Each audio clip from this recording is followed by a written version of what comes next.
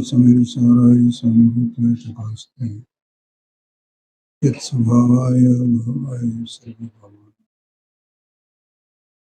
वंदित सर्व सिद्धे धाम चलमरो गैंद्रीं ओच्छामि समय पावन सुखी पर परिणति है तो मोहनाम लोलुभावा नैरतमभाव्य व्याप्ति कलनासिकाय मम परम विशोदेशचिन्मात्रनोति भगति समय सार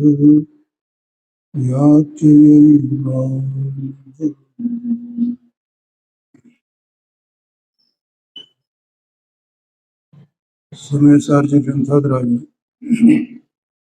यादवाद अधिकार और इसमें जैसा कि अपन ने ये जाना इसमें कि ज्ञान मात्र आत्मा ज्ञान मात्र भाव स्वरूप जो आत्मा है निज चैतन्य वस्तु है वो क्रम रूप और अक्रम रूप परिणमित होती है। समझ में आया? और ये जो ज्ञान मात्र भाव आत्मा है तो इसमें व्यक्ति क्रिया है और वो व्यक्ति क्रिया जब स्वभाव का लक्ष्य करती है क्या है तो उसमें एक क्रम रूप और अक्रम रूप प्रवर्तमान अनंत शक्तियां उछलती हैं। ऐसा यहाँ पर आचार्य देव ने बताया।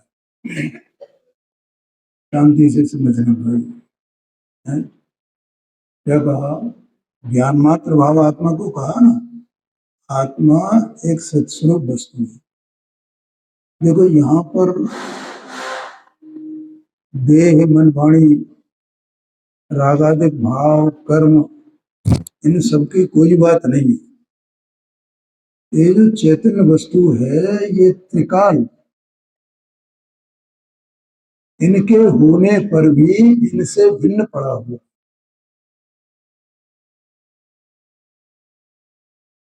आया कि नहीं आया? लेकिन ये जानने वाला स्वयं ही और इस बात को नहीं जानता है कि मैं ये द्रव्य कर्म नो कर्म और भाव कर्म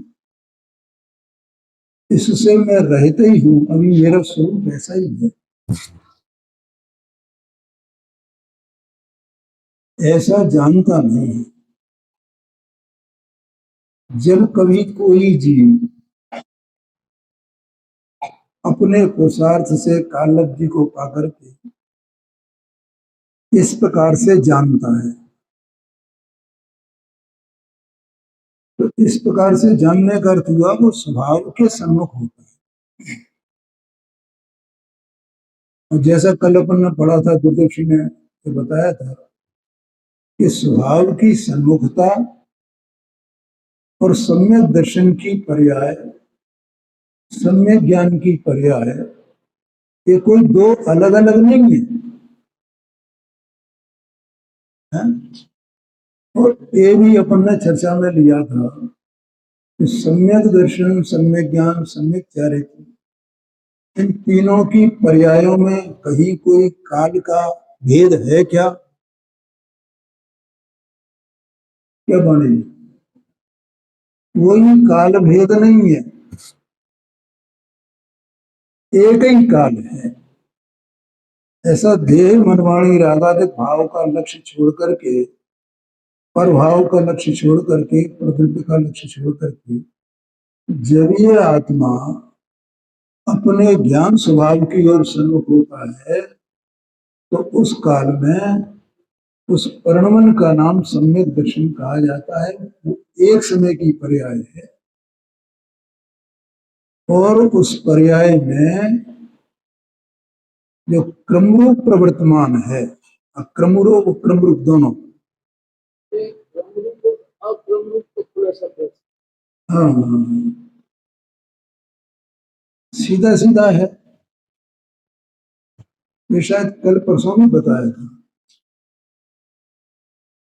क्रमरूप माने क्रम क्रम से होना। तो द्रव्य एक, और वो एक द्रव्य और अनंत गुणों के समुदाय में, ठीक है। तो वे अनंत गुण उस द्रव्य में है ना, वो द्रव्य उन अनंत गुणों में है ना, और वे गुण अनंत धर्म, अनंत गुण, अनंत शक्तियां, वे क्रमरूप और अक्रम रूप प्रवर्तमान है। वे क्रमरूप और अक्रम रूप प्रवर्तमान होती हैं अनंत शक्तियां। कैसे होती हैं? कि देखो, जो गुण है तो वो गुण स्थायी रह करके, वो तो नित्य है गुण तो, और वो गुण अपने में नित्य रह करके ही वो गुण में परिणमन होता है। वो परिणमन उत्पाद व रूप है, और वो परिणमन उत्पाद व रूप होने से उत्पाद और विनाश, उत्पाद और विनाश, तो वो क्रम क्रम से होगा ना। और तो भी गुण जो अक्रम है उसमें क्रम नहीं है। क्या बोला है? देखो, जैसे ए उंगली है, अब ए उंगली है, ए चल रही है, तो एक बार में इसकी ए दशा हुई, फिर ये दशा हुई, फिर ये दशा हुई, फिर ये दशा हुई। तो ये क्रम रूप और अक्रम रूप प्रवर्तमान हुई कि नहीं हुई? अब अक्रम रूप कैसे? क्या उंगली उंगली रूप ही रही है?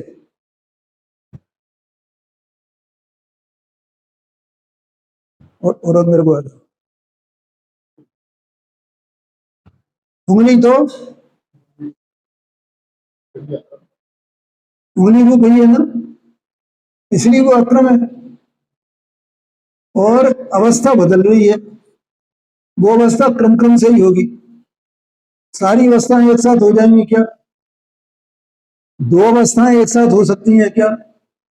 इसका मतलब अवस्थाएं, पर्याय अनेक एक साथ नहीं हो सकती। एक काल में एक ही पर्याय होगी, लेकिन वस्तु उसमें कोई पर्याय नहीं है। क्या कहा? क्योंकि वस्तु तो अक्रम है, अनंत गुण वे अक्रम हैं, उनमें पर्याय नहीं है, तो भी वो पर्याय वाला है।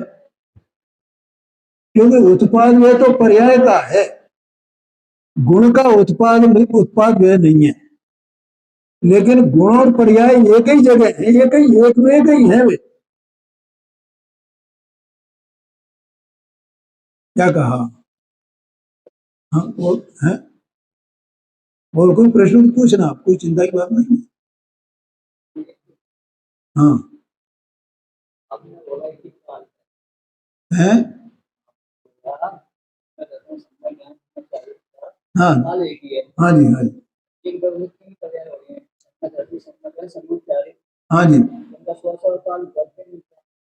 हाँ, देखो क्या है, जैसे अब मैं स्थूल उदाहरण दे रहा हूं। वहां तीन गुण है ना, एक ज्ञान गुण, एक चारित्र गुण, एक श्रद्धा गुण। तो हमने क्या किया, उनको भेद कर दिया, भेद कर दिया ना। तो भेद करके देखने पर उनके अपने अपने स्व स्व काल हैं।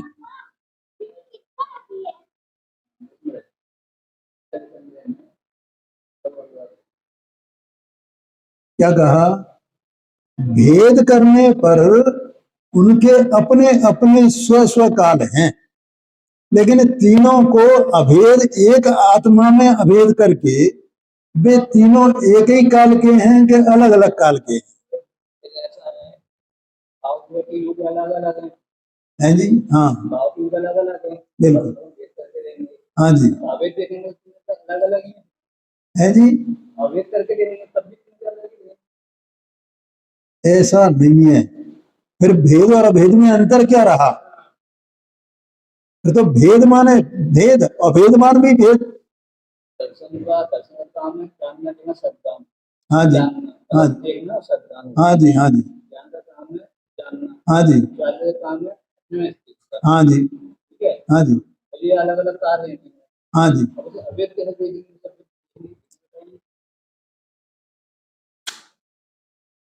भाई शांति से, बढ़िया प्रश्न है।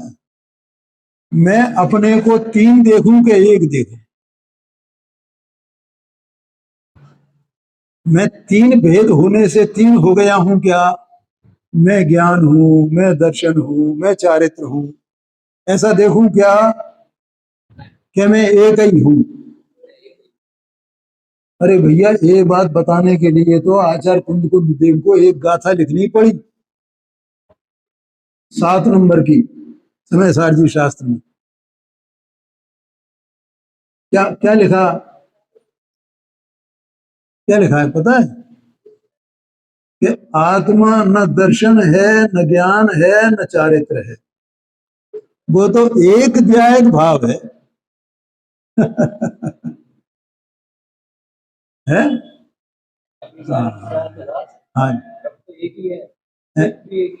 हाँ हाँ जी, हाँ जी, हाँ जी, हाँ, कोई बात नहीं है। देखो क्या है, इसका एक मूल कारण है, शांति से समझना। बढ़िया बात है, बहुत अच्छे, मतलब ये प्रश्न आने ही चाहिए। बहुत लोगों को विचारों को पता नहीं है ये बात, इनका प्रश्न अकेला का नहीं है, सब लोगों का प्रश्न है कि जब हम अपने को तीन देखेंगे तो वहां अनुभव नहीं होगा। दोष क्या है? दोष बताते हैं, वो विकल्प हुआ, आया कि नहीं आया ख्याल में? तो इसको विकल्प का अभाव, विकल्प माने राग, तो वहां आत्मा का अनुभव आत्मा कर सकता है? वो जब तक एक नहीं देखेगा, अरे ये मैं अनंत शक्ति वाला हूं, ये अनंत वाला भी, वो वहां विकल्प नहीं है। मैं असंख्यात प्रदेशी हूं, ये भी विकल्प नहीं है, है? मैं दर्शन ज्ञान चारित्र वाला हूं, ये भी विकल्प नहीं है। मैं उत्पाद व द्रव्य स्वरूप हूं, ये भी विकल्प नहीं है। मैं गुण पर्यायात्मक हूं, ये भी विकल्प नहीं है।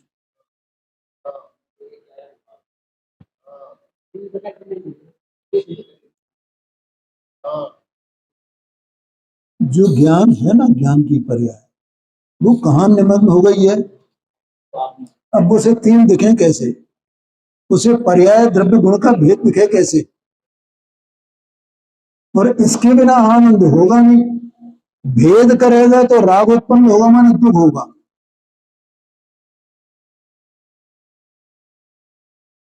क्या बदल साहब, समझ में आया कि नहीं आया? है?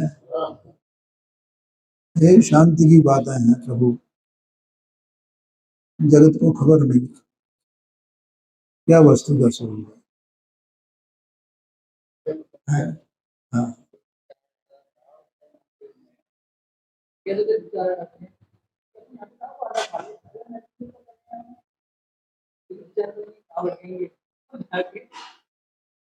ठीक है।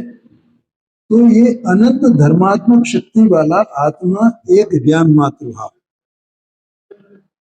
अब इसमें जो अनंत शक्तियां हैं, उसमें से यहाँ पर आचार्य देव ने कुछ शक्तियों के नाम लिए हैं। उनमें से कुछ, कितनी ही शक्तियां निम्न प्रकार है। अब पहली शक्ति अपन पढ़ते हैं। आत्म द्रव्य के कारणभूत ऐसे चैतन्य मात्र भाव का धारण जिसका लक्षण अर्थात स्वरूप है, ऐसी जीवत्व शक्ति, पहली जीवत्व शक्ति है ये। जीवत्व शक्ति ऐसा कहा देखो, इसमें संस्कृत में ऊपर तीसरी लाइन में दिया हुआ है, आत्मद्रव्य हेतुभूत चैतन्य मात्र भाव धारण लक्षण जीवत्व शक्ति, उसका ये हिंदी अनुवाद है। देखो, आत्मा एक वस्तु है, एक पदार्थ है, उसकी सत्ता है और वो सत्ता यहां विद्यमान है, ठीक है। अब उसका स्वरूप कैसा है कि वो चैतन्य स्वभाव, चैतन्य स्वभाव, चैतन्य स्वभाव, चैतन्य स्वभाव, चैतन्य स्वभाव, ठीक है। क्योंकि ये अन्य द्रव्यों से भिन्न है ना, तो इसकी पहचान क्या? 6 प्रकार, 6 जातियों के द्रव्य हैं ना, उन 6 जातियों के द्रव्यों में जो आत्म द्रव्य है, मैं द्रव्य हूं, तो मेरी पहचान क्या? किससे मैं पहचाना जाता हूं? कि मैं अपने चैतन्य मात्र भाव से पहचाना जाता हूं। इसका मतलब ये हुआ कि मैं आत्मा अनादि से आज तक और आज से भी अनंत काल तक इस चैतन्य मात्र भाव को धारण करने वाला हूं। क्या कहा? कैसा हूं?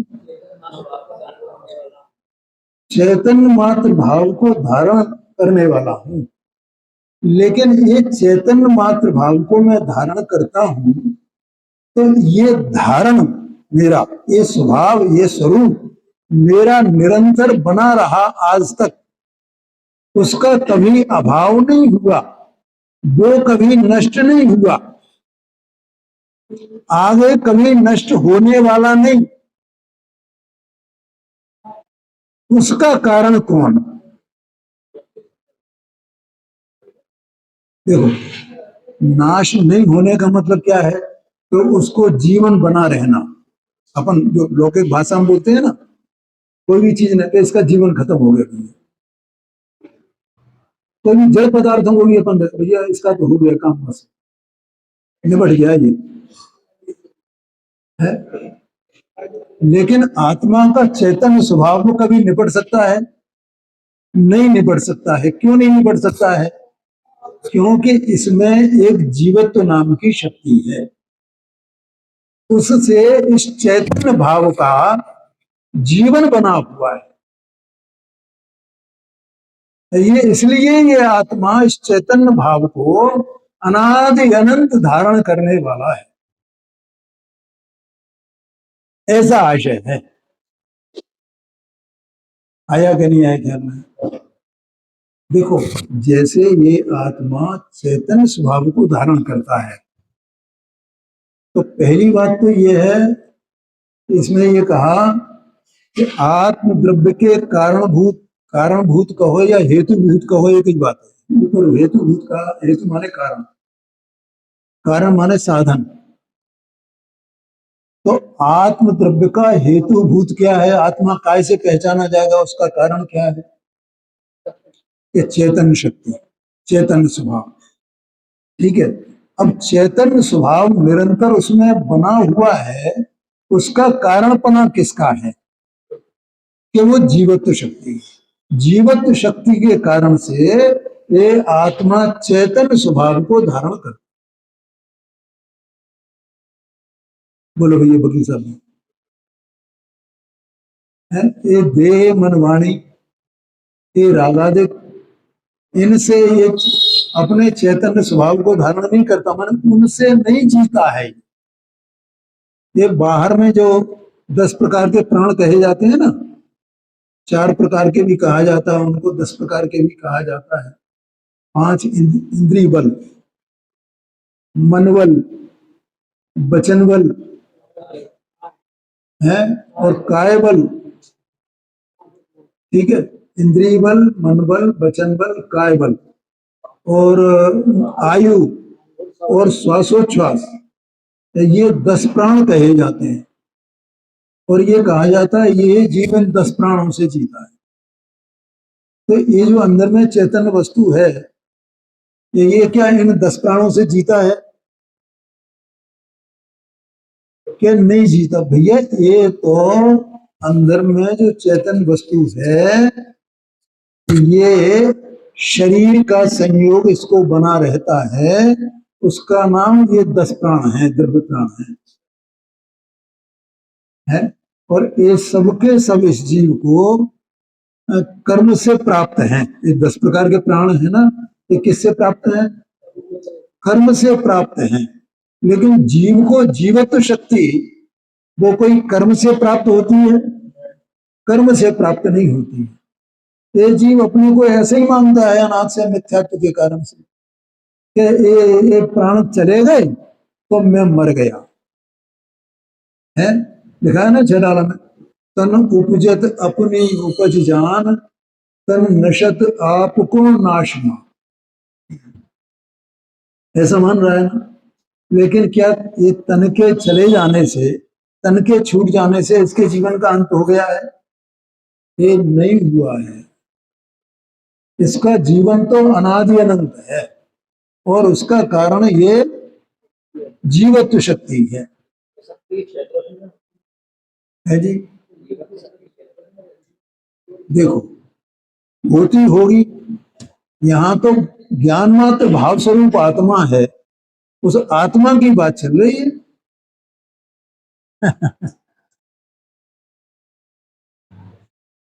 आया कि नहीं आया ध्यान में? किसकी बात चल रही है? ऐसा नहीं है। देखो क्या है, इसमें ये जो 47 शक्तियां आएंगी ना, इसमें बहुत सी शक्तियां ऐसी भी हैं जो अन्य द्रव्यों में भी पाई जाती हैं। जैसे अकार अकार्य कारण तो शक्ति है, सभी द्रव्यों में पाई जाती है। कुछ शक्तियां ऐसी हैं जो अन्य द्रव्यों में नहीं पाई जाती। जैसे अब अगली वाली है चित्त शक्ति, तो चित्त शक्ति अन्य द्रव्यों में नहीं पाई जाती है, वो आत्मा में ही पाई जाती है। इस प्रकार से समझना।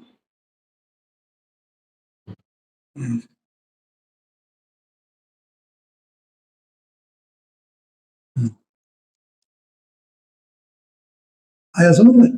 तो ऐसा ये इसका निषेध नहीं है। देखो क्या है, जैसे वीर शक्ति है, तो वीर शक्ति इसमें आएगी। तो वीर शक्ति के बारे में ऐसा आगम में पढ़ा मैंने, इसमें शायद पंचास्त्र का संग्रह में है कि वो उद्गल में भी है और जीव में भी है, लेकिन बाकी के 4 द्रव्यों का नाम नहीं लिया। क्यों? क्योंकि वे तो स्वभाव रूप ही है, तो उनमें कोई पुरुषार्थ का काम ही नहीं है। तो इसलिए वो इस प्रकार से ऐसा समझना कि ये शक्तियों में कई एक ऐसी हैं जो अन्य द्रव्यों में पाई जाती हैं। और जैसे अस्तित्व वस्तुत्व ये तो अपन प्रसिद्ध ही है कि वे शक्तियां जो 6 द्रव्यों में पाई जाती हैं। लेकिन ये जीवत्व शक्ति, यहाँ ये समझना ये अपनी चर्चा है। अपन मान लो अगर ये माने कि उनके उनके भी जीवत्व शक्ति है, तो ये मानने से अपना क्या लाभ है? अपना कोई लाभ नहीं है। तो इसमें 2 बातें आ गई। पहली बात तो कि ये आत्मा चैतन्य स्वभाव वाला है, चैतन्य प्राण को धारण करने वाला है। ये लिखा ना, आत्म द्रव्य के कारणभूत ऐसे चैतन्य मात्र भाव का धारण जिसका लक्षण स्वरूप है, ऐसी जीवत्व शक्ति। तो जीवत्व शक्ति किसका स्वरूप है, किसका लक्षण है? कि जो चैतन्य मात्र भाव को धारण करने वाला जो आत्मद्रव्य है, उसका ये स्वरूप है। वो उसका नाम जीवत्व शक्ति है, ऐसा आशय है। आया ध्यान में? तो देखो इसमें गुरुदेव जी का एक आध वचन अपन पढ़ते हैं, फिर वो प्रोग्राम शुरू हो रहा है।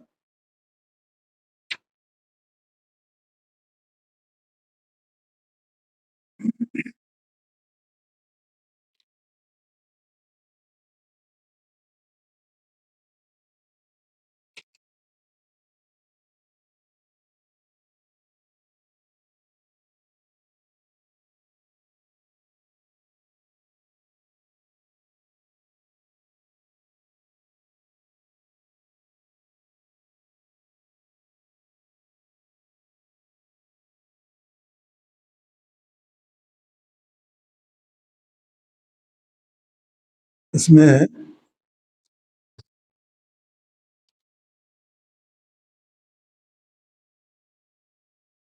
जीवत्व शक्ति के कारण पूर्ण द्रव्य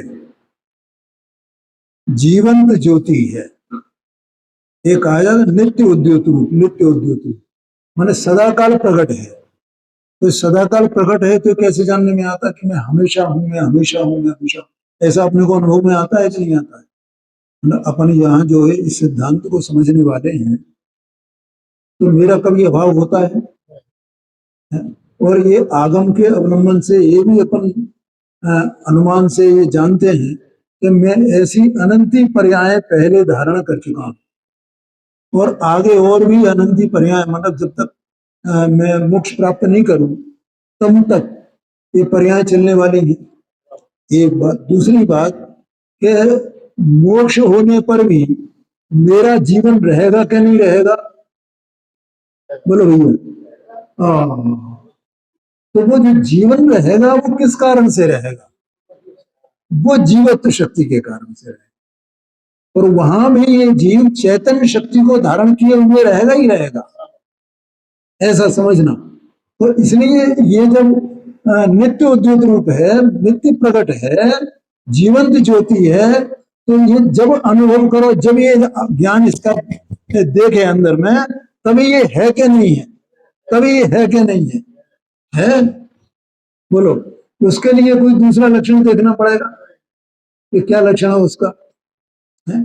कोई जीव जो है माने जैसे उस देह का वियोग हो गया उसको, ठीक है, माने वो जीव निकल गया, निकल गया तो फिर अपन कैसे टेस्ट करते हैं उसको कि ये है क्या नहीं, ये है कि नहीं?